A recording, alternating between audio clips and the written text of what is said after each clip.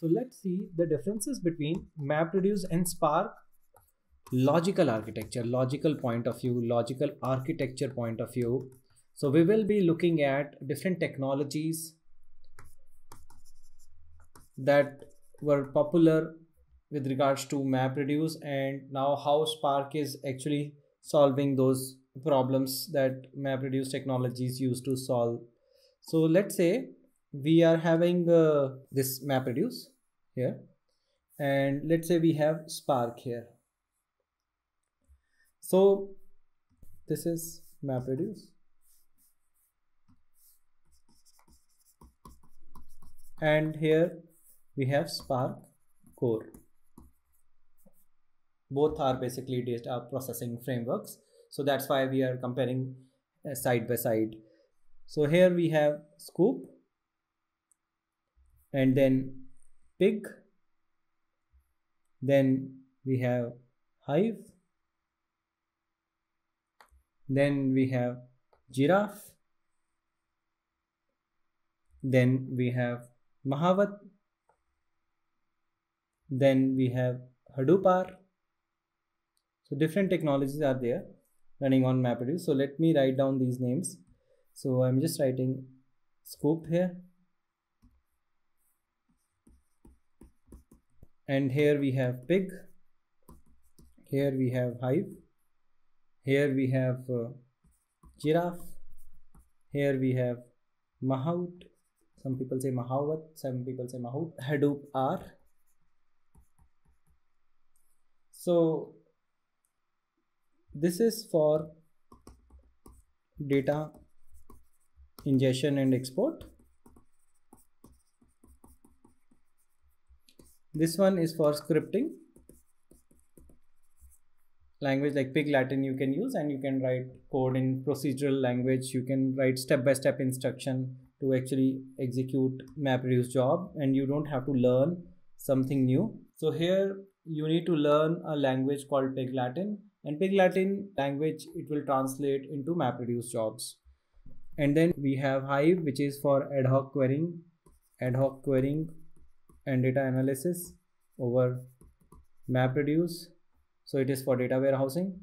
This Giraffe is for graph processing. This Mahavat is for machine learning, elephant controller. Mahavat is a Hindi name for elephant controller, machine learning. Hadoopar is for R on Hadoop. You want to scale it, you can run R with Hadoop. So similarly, like Spark came up with its own stack, but this stack is specifically like within Spark ecosystem, so you don't have to get different libraries. I'm just writing here, let's say we have Scoop here, and then we have, let's say, Spark. Next one is SQL.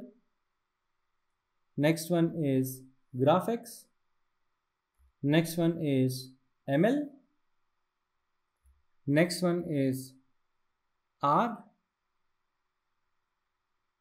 Next one is streaming. So we have different technologies. So let's write down these names. This is Scoop on Spark. This is Spark. This is Spark SQL.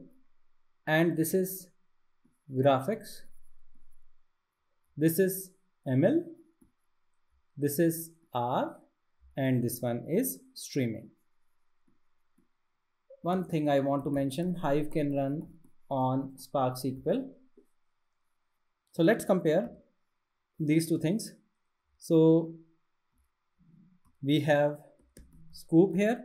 So Scoop is mapping to Spark on Scoop. But what I see, like Scoop on Spark is not so much popular in production these days. Like even MapReduce on Scoop is more common. There is a GitHub project, Scoop on Spark, but this is not so common. You will find Scoop on MapReduce is still there in production. Maybe in future you can find Scoop on Spark is becoming popular, but right now still Scoop is being executed with MapReduce or Thales. So apart from that, you will find Pig, and Pig on Spark is Spark. This is Spark. But Spark is not a very important project these days because Pig is scripting language. So Spark already provides Python, and Python is scripting language. So people prefer PySpark over Spark. So you will find like with those projects which enterprises want to migrate, like maybe you are having some legacy Pig code and you want to migrate to Spark, then you may consider running Pig on Spark. But otherwise, if you are doing fresh development, then you will always prefer maybe scripting language. If you prefer, then you can always go for PySpark or then Spark SQL. So there are many options. So here Hive ad hoc querying you can do through Spark SQL, and then we have GraphX, which is there, and then we also have machine learning, which is here, right? So this line is Mahavat is machine learning, and this is here, and then we have Hadoop R. Hadoop R is mapping to this, so R support is added to Spark already. Let me make it clearer. So this support Mahavat and machine learning is mapping like this, and R and this mapping like this. And in Spark we have Spark streaming, which was not there in MapReduce. So this is like you can now achieve millisecond latency also on Spark framework. So that's why you will find Spark is gaining a lot of traction, like it has streaming support. Apart from that, if you see the stack, if you know Spark core, then you can actually apply those concepts in a lot of areas. But here we had to learn so many different things to implement. So learning curve in Spark is comparatively less as compared to MapReduce, and the language support also in Spark is like Python, Scala, Java, SQL. So much support is there. So that's why this is gaining a lot of traction compared to MapReduce, not just performance perspective, but otherwise functional perspective as well.